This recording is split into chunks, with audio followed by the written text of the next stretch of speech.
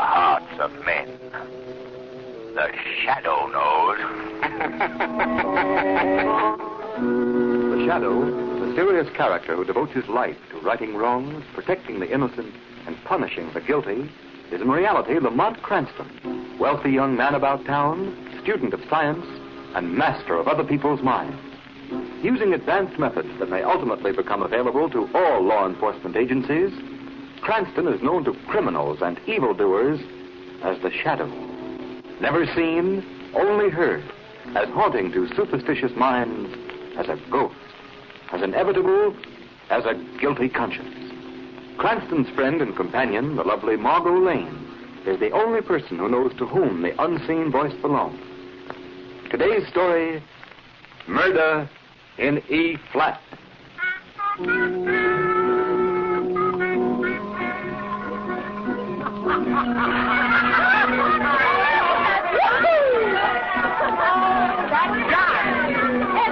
Yeah? Isn't Head Margin Charlie sitting over there? Well, doggone it isn't. Hey, Charlie! Hi, Eddie! Come on over here, you and Marge. Okay, come on, Never expected to see them here. Well, hello, Helen. Hi, You got room for us? Oh, sure. Hey, waiter, two Marquez. What do you think of this band? It works. Hi, the skinny butler, the hottest pup in town. Well, I'll still take Louis Creamer. Boy, that's my idea of a band. Quiet now, let's listen. All right. Come on! Roll it over!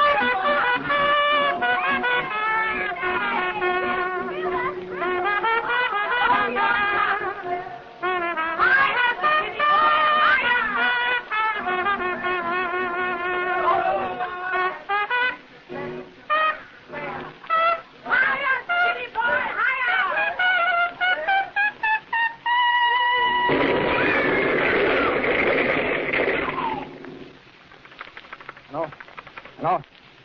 Yeah, Chief. I thought it was cut off. Yeah, that's the place. That new swing joint on 50th Street. Yeah, the jitterbug. Oh, nobody seems to know what happened. The band was playing and the joint just blew up. Now, we don't know yet how many were hurt. Our thing was, we found a note nailed over the bar. To make what sense, though. Read it? Yeah, sure, here it is. It says, the only real music is the music of silence. Yeah, funny business. Okay, I'll report back to headquarters as soon as the ambulance is coming.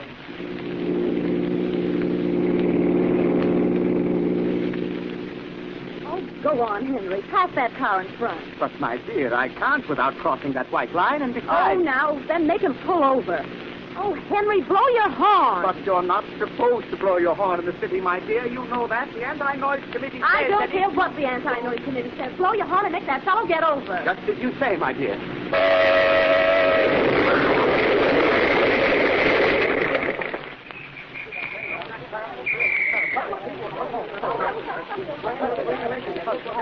Yes, officer. I was driving about 50 yards behind their car. Yeah? They started to swing out of line and blew their horn, and then it happened. This awful explosion. I tell you, I've never in all my... note. Where'd you get this note? After the explosion, I noticed it lying in the front seat beside me. Somebody must have thrown it in through the window. What do you suppose it means, officer? Let's look at it again. Let this be a warning to you. Auto horns are playthings of the devil. Silence. What does it mean, officer? I don't know, mister. But if I were you, I'd forget I had a horn.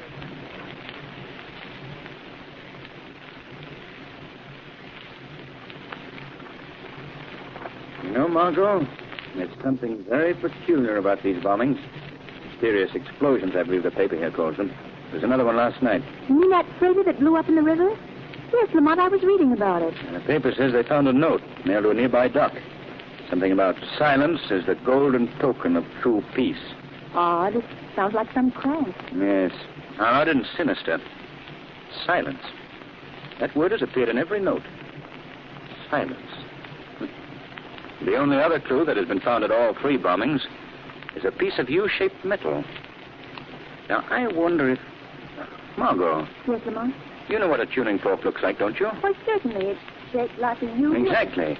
A piece of metal shaped like a U. Look at this picture here in the paper.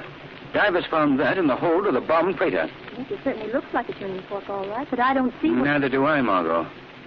Yet I feel there's a link between the word silence, these tuning forks, and the bombings. Yes? And if there is a link, Margot, I've got a hunch that this city may be in for one of the most terrifying ordeals it has ever experienced. Then you believe there'll be more of these awful bombings? I don't know what to believe, Margot. I don't know what. Non-stop plane to Chicago, now ready at gate 4. Non-stop plane to Chicago, now ready at gate 4. Goodbye, John. Don't forget to wire me. Bye, dear. See you Thursday. Bye, Mother. Goodbye, son. I hope you have a smooth flight. Shall we go, Mary? Oh, let's wait, Mother. I love to watch them take off. John promised to wave from the plane. He's going to sit on this side. Well, just as you say, dear, but I must admit that the roar of those motors always makes me a bit nervous.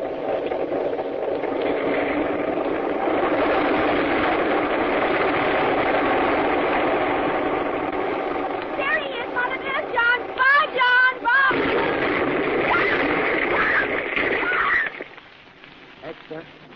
Extra. Read all about the latest mystery bombing. Note warning silence found at Central Airport. Extra, latest mystery bombing baffles police.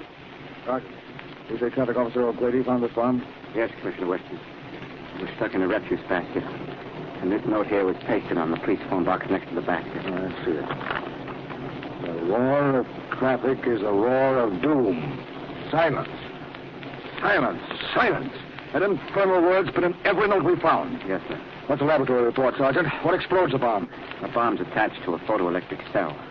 One of these here U-shaped pieces of metal like we've been finding at all the bombings. I see. Well, how's it work? Well, it's sort of like this, Commissioner. The laboratory says that this U-shaped piece of metal is a tuning fork, an E-flat tuning fork. Yes? Well, this here tuning fork is placed so that when the sound of E-flat vibrates, it breaks the light beam of the photoelectric cell that's attached to the bomb. And when the light beam is broken, the circuit's closed, the bomb goes off. I think I see what you mean. Just like your body breaks a light beam and opens the doors of somebody's new hotel. Yes, sir, yes. That's the idea. There were sounds reported just before each of those bombings. The sound of that trumpet, that auto horn, and that foghorn, and that freighter, and the noise of those airplane motors. Yes, sir. They could have done it all right. Whoever thought that one up is dumb, like Einstein. But I still don't get these notes, these warnings about silence. There must be some reason why... Hello, Commissioner Weston speaking. Hello, Commissioner. A shadow. Right you are, Commissioner. Well, what do you want? I'm busy, very busy, and I'm afraid I haven't any time for... I know, Commissioner. These bombings are getting a bit out of hand, aren't they? I suppose you know all about them. No, not all. These pieces of U-shaped metal you've been finding. Tuning forks, aren't they?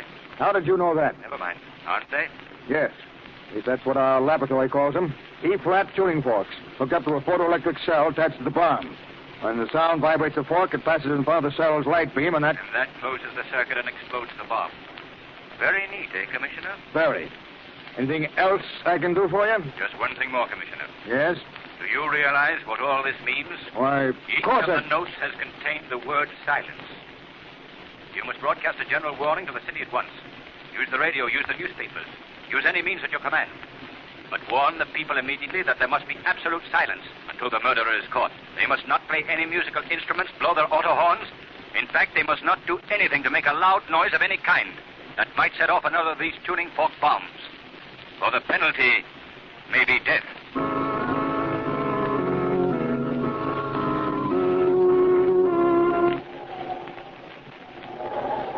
It was right here they found one of the bombs.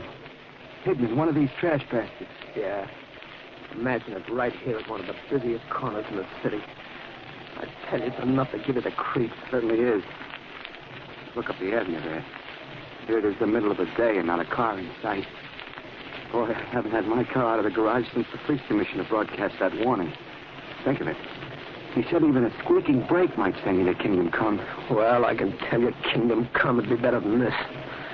They don't find the guy that's planting these bombs soon. The whole town's going off its nut. You're telling me. I haven't slept in 4 nights. Awful silence. Like a wet blanket over your face. Day after day, and not a sound. Stop pacing that floor, Robert. You're making me so nervous I could scream. You nervous. That's good. How about me? I tell you, I can't stand the silence much longer. I tell you, I can't stand... Quiet, Robert. Remember Commissioner Weston's warning. No one knows where the bombs are planted. Even a shout might... I know. Even a shout might be an E-flat. A note of death. That's what they're calling it now. It's silly, isn't it? But what do they call this awful tomb we're living in? Quiet, Robert, please. Come on. We're going to get out of this town. Start packing. We're leaving on the first train. I don't know where we're going, but we're going anyway. Any luck, Margot? No, Lamont. You? None. Commissioner Weston has already checked all the music stores, but I still feel he might have overlooked one. Several of the stores I checked had sold tuning forks recently, but only one was an E-flat. And that was purchased by the Board of Education. Beginning to look hopeless, isn't it, Lamont? Not yet, Margot. Not until we've checked every music store in the city. Now, here's the list of stores. We'll separate again. You take these I've marked on the list, and I'll visit the others. Yes, Lamont. We must hurry, Margot. Every minute moves us closer to the next explosion. Ghastly, isn't it? All morning as I walked these deserted streets, I felt like I was moving through some city of the dead. Yes, it's like a plague. A plague of silence. But we must be on our way, Margot. It's not a moment to lose. I'll meet you at the Andrews Music Store. The first store we visited this morning. Yes, I know the one. I'll see you there. Oh, sir, we haven't sold an E-flat tuning fork in months. Was there anything else, sir? Oh, miss. We're wholesale, you see. We only sell to music schools and such. Even they don't buy tuning forks very often. What's that, mister? Tuning forks? No, we just handle sheet music, radios, and records. Maybe you'd like some sheet music. And what can I do for you, miss? Nothing, thank you. I'm just waiting for someone, if you don't mind. Oh, no, not at all. By the way, weren't you in here this morning? Yes, I was. Yes, I remember you now. You were with a gentleman who wanted to know if we'd sold any tuning forks lately. Yes, that's right. You said you hadn't. Yes, and after you left, I did remember one sale, but that was to one of our regular customers, and it was a long time ago. That wouldn't be what you... No, I suppose not. No. Dr. Bedeau is a very fine man. Fine musician, too. He's bought a number of musical instruments from us. Of course, it did strike me a bit odd. Odd? What was odd? Well, Dr. Bedeau wanting all of those tuning forks for the same pitch. E-flat, I believe it was. E-flat? Yes, but you know how musicians are. Surely you don't... Oh, no, of course not, but I suppose I should see this Dr. Bedeau, just for the record, you know. Would you like his address, then? Yes, if you'd be so kind. Yes, sure, I'll write it down for you. Dr. Andre Bedeau, 2218 West 9th Street. 9th Street. Well, thank you. And if the gentleman I'm waiting for should arrive while I'm gone, tell him to wait. Yes. His name is Lamont Cranston. If I'm delayed, tell him to meet me at Dr. Bedeau's. 2218, yes.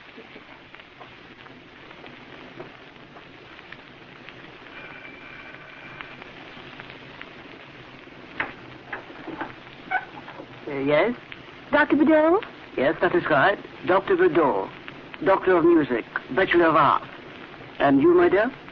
My name is Margot Lane, Doctor. I'm a voice student. Oh, musician. And so beautiful. Do come in. Thank you. This is my studio. Oh, it's charming. You teach here? Oh, no. I seldom teach, my dear. I'm composer. Great composer. Though I'm afraid that is still my own little secret. But then you wouldn't have time for a simple student like myself. No. On the contrary, my dear. It has always been my especial pleasure to encourage real talent, especially beautiful talent. Yes. Mm-hmm. Yes, well, that's very nice, but I'm not awfully talented, Monsieur Bedeau. I don't really believe you'd be interested. Oh, no, but I have already decided I would be interested. Most interested. But first, you are just in time for a treat. A rare treat. Well, I'm afraid I must go now. I just remembered an appointment. You should remember that before you interrupted my work. Now that you are here, you shall remain until it is my pleasure to dismiss you. But you can't do that. Quiet. Sit down. There. I did not ask you to disturb me.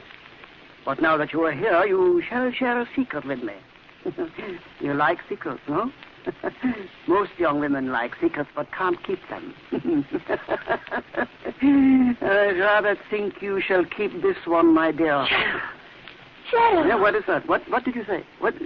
Oh, you are wasting your breath, my dear. Really you are. The studio is soundproof, completely soundproof. And now for my secret. You see this beautiful electric organ? Yes. Yes, of course, This but electric organ shall reveal my secret. My greatest composition. I shall play it for you now on this beautiful organ. Oh, pardon me just a moment, my dear. The door seems to have blown open. Yeah. Turn of the lock will guard us against such interruption. Don't lock that door. You hear me? Let me out of here. Quiet! Quiet! Really, you don't seem to realize what a great honor I am to bestow on you. For you shall be my first and the last to hear my greatest composition. My Symphony of Silence in E flat. No. Do I frighten you, my child? I'm so sorry. But you are my uninvited guest, aren't you? My only guest. The lighting is quite poor for shadows, my dear. There are no shadows in my studio. Oh, one thing more. Before I play my symphony for you, you see the black box on that pedestal there? Answer me, do you? Yes, I see it. That box is my invention. It is a bomb, the same as others I have placed about the city. And it shall permit you and me to die. You see, my dear, into the final climax of my symphony, I have written the final climax of life itself. Yeah, but enough of this program notes. Yeah, let us begin the performance. Yeah. Listen, my dear. Listen to the pale beauty of the whole tone. Truly a feast, isn't it? A feast for just the two of us. 3, Dr. Bedeau. 3 of us. Shadow, they told you where I was. 3. Yes, I remember now.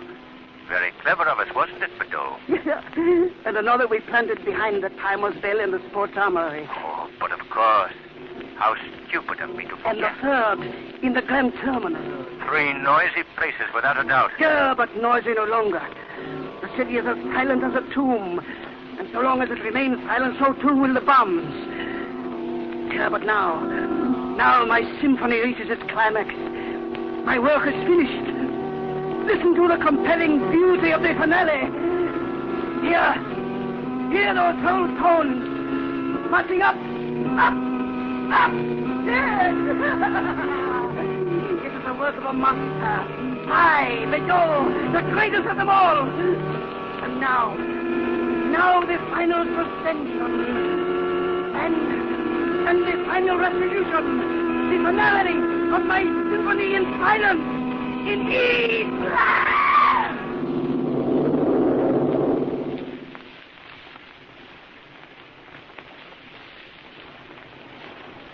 There, Margot. Just rest a minute. Everything is all right. But the explosion, Lamont. There was no explosion. But Dr. Bedeau, look. Lying there across the keyboard. Is he? Yes. Dead. Quite dead. It was Bedeau's body pressing against the keyboard that caused the rumbling you thought was an explosion. But I still don't understand. What happened? All the time I was talking to Bedeau, I was standing beside the pedestal on which he placed the bomb. When he started to play the organ, I disconnected the photoelectric cell from the bomb, making it harmless. But Bedeau is dead. Heart failure, my dear Margot. A victim of his own hypnosis. He was so sure that the explosion would occur. Free! Yo, who speaks? I am the Shadow. The Shadow. Oh, yes, of course, my inner voice, my shadow. The shadow of my poor, weak conscience. Yeah, of course, Shadow, the 3 of us. Yes, that's right. We've had an exciting time lately, haven't we, Bedeau? You, the master. I, your shadow. Quite exciting, my shadow. And it has led us to victory. Yes, we have at last won our war on noise. The silent city pays tribute to our cause. But why, Bedeau? Why have we waged this war on the city? Why these bombings? Why this terror? You forget so soon. What a poor conscience you are, Shadow. But once more, I will tell you. We have been waging the war of wars, the war for peace. For only the true peace is a simple peace of silence. Yes, Bedeau, but... Quiet, my conscience. Silence is the only way to fight the unhappiness in the world today. This world of ours with its war, its chaos, its noise. Yes, above all, its noise. How many of our bombs are still unexploded, Bedeau? How many? 3 throughout the city, my forgetful Shadow. and one here on the pedestal, waiting to play its part in my symphony of silence, waiting for me to play E flat. But the three in the city, Bedeau, where did we leave them? Oh, what a poor conscience you are, Shadow. One's conscience should not forget so often. Yeah, but I will forgive you. Don't you remember the one we left in the elevator shaft of the State Building? Yes. That it did, in his distorted mind. Oh, thank heaven it's all over. Yes, the symphony of silence is over. The terror is ended. Once more the city can return to its normal life. Once more its people are safe to work and play, laugh and cry, free from the terror that has nearly driven them mad. Yes, and once more man has learned that there is only one musician who can play the cosmic music of silence and sound. The master musician of them all, the composer of life itself. Let no man tempt you into crime. For crime is like a strangling serpent. It crushes him who feeds it most. Beware lest the serpent of crime ensnare you.